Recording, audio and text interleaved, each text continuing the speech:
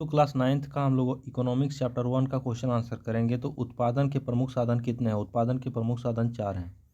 उत्पादन का अर्थ क्या है? उत्पादन का अर्थ उपयोगिता का सृजन है। उत्पादन का निष्क्रिय साधन कौन है? निष्क्रिय मतलब इनएक्टिव यानी भूमि। निम्नलिखित में से भूमि की विशेषता कौन सी है? उसमें गतिशीलता का अभाव यानी निष्क्रिय है। अर्थशास्त्र में भूमि का तात्पर्य प्रकृति प्रदत्त निःशुल्क वस्तु है। निम्नलिखित में से कौन उत्पादक है? शिक्षक उत्पादक है।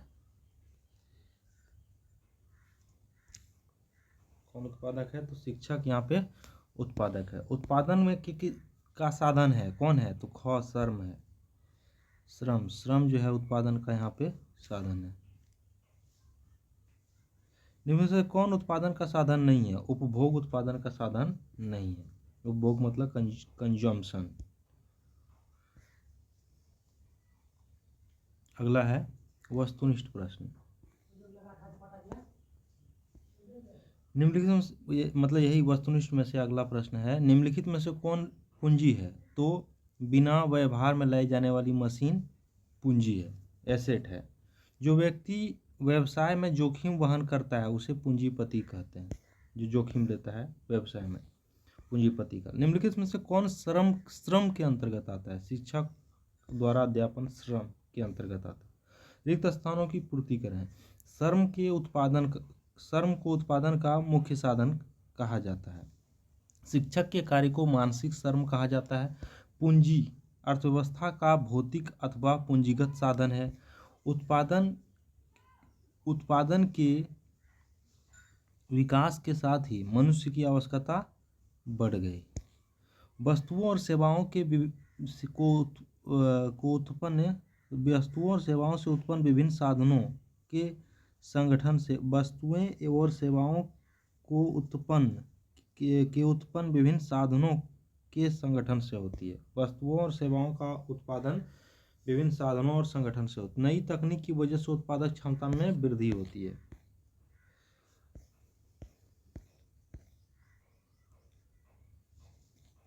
अगला है तीसरा नंबर क्वेश्चन, सही गलत है। तो अर्थशास्त्र में उत्पादन का अर्थ उपयोगिता का सृजन करना है, सही है। शिक्षक के कार्य को मानसिक श्रम कहा जाता है, सही है।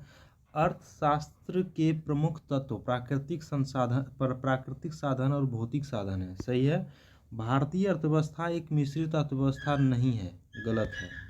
हमारी अर्थव्यवस्था एक मिश्रित अर्थव्यवस्था है, सही है।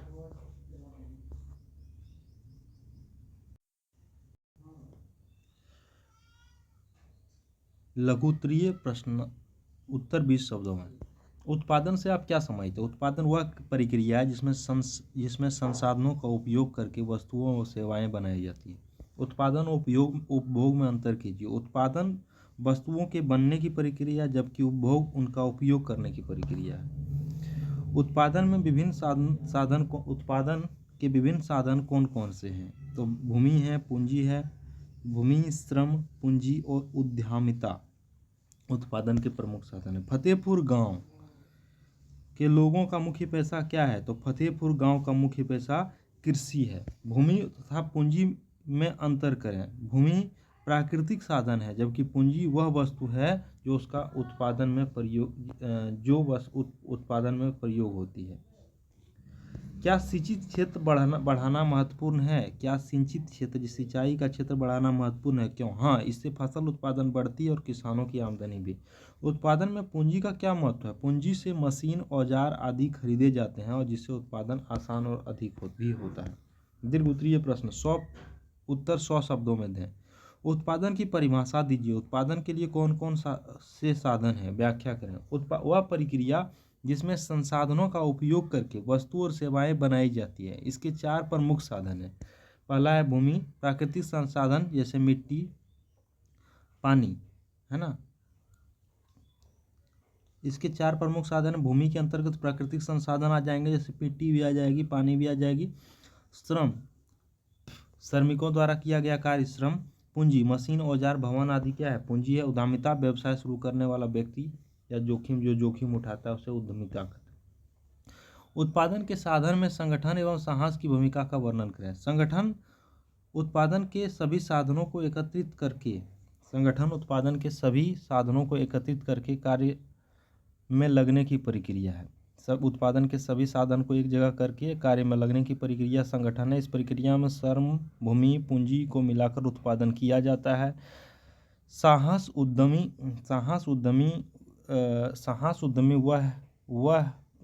उद्यमी की वह विशेषता है जिसमें वह जोखिम उठाकर व्यवसाय करता है। सफल उद्यमिता में साहस और संगठन दोनों की आवश्यकता होती है। संगठन में उत्पादन के सभी साधन जैसे श्रम, भूमि, पूंजी को मिलाकर, और साहस उद्यमी का वह विशेषता है, साहस क्या है? उद्यमी की वह विशेषता है जिसमें वह जोखिम उठाकर व्यवसाय में आता है, जो व्यक्ति आता है, साहस उस उद्यमी का विशेषता है। सफल उद्यमिता से साहस और संगठन दो। फतेहपुर गांव में कृषि कार्य में लगे कार्यों का एक संक्षिप्त विवरण लिखे। फतेहपुर गांव में कृषि ही मुख्य आजीविका का साधन है। यहाँ लोग परंपरागत तरीके के साथ साथ आधुनिक विधियों से खेती करते हैं। बिजली की उपलब्धता से कृषि कार्य में सुधार हुआ है। सिंचाई एवं उर्वरकों का प्रयोग और उत्पादन भी बढ़ा है वहाँ पे फतेहपुर गांव में। मंझले एवं बड़े किसान कृषि से कैसे पूंजी प्राप्त करते हैं? वे छोटे किसान से भिन्न हैं। कैसे भिन्न हैं? तो मंझोले और बड़े किसान अपनी बचत, बैंक, ऋण और साहूकारों की पूंजी से पूंजी प्राप्त करते हैं। उनके पास अधिक भूमि होती है। वे मशीन और तकनीक का उपयोग जबकि बड़े किसान जो है उनके पास अधिक भूमि होती है। मंझोले और बड़े किसान जो हैं वे अपने बचत से, बैंक ऋण से और साहूकारों से पूंजी, उनके पास अधिक भूमि भी होती है। वे मशीन और तकनीक का उपयोग करते हैं। छोटे किसान के पास सीमित संसाधन और जमीन के कारण से परंपरागत तरीके पर निर्भर होते हैं। बिजली के फैलाव से फतेहपुर किसानों को कैसा लगा? बिजली आने से सिंचाई सुविधा हुई, पंप सेट चलने लगे, मशीन की खेती आसान हुई, उत्पादन बढ़ा। दो परिवारों में भूमि का वितरण की तालिका बनाया। आप दो परिवार, एक बड़ा और एक छोटा किसान का नाम, जमीन की मात्रा, सिंचित क्षेत्र आदि का विवरण देके इस तालिका को खुद भी बनाया जा सकता है। आप बना सकते हैं इसे। उत्पादन के क्या क्या करना है आपको, इसमें थोड़ा हम समझा देते हैं। तो दो परिवार ले लेना है, परिवार जैसे कि ए और परिवार बी। यहाँ ऐसे लिख लेना है इस टाइप से, और यहाँ लिखना है भूमि, या ये वाला कॉलम आगे कर लेना है भूमि, और यहाँ लिखना है जैसे 2 हेक्टेयर 3 हेक्टेयर, इस टाइप से इतना भूमि हो गया। कितना सिंचित प्रतिशत, यहाँ लिखना है सिंचित भूमि प्रतिशत। मान लीजिए इसका 50% खेत में पानी पहुँच जाता है, सिंचाई हो जाता है, इसमें 20% पहुँचता है, इस अनुसार से लिखना है। और मात्रा हो गया, ये हो गया आदि का विवरण आप डाल सकते हैं। छोटे और बड़े किसान का क्या करना है, इसमें दो परिवारों की भूमि वितरण का तुलना करना है। अब आते हैं उत्पादन बढ़ाने के लिए विभिन्न तरीका कौन से हैं? तो बेहतर बीज का उपयोग करें। उत्पादन बढ़ाने के लिए विभिन्न बेहतर बीज का उपयोग करें, रासायनिक खाद और कीटनाशक का प्रयोग करें, सिंचाई के आधुनिक साधन का प्रयोग करें, मशीन का प्रयोग करें, बहुफसली खेती करें। इससे उत्पादन खेती का बढ़ेगा। ठीक है, तो ये हो गया हमारा इकोनॉमिक्स का चैप्टर नंबर 1 खत्म। Question answer. धन्यवाद।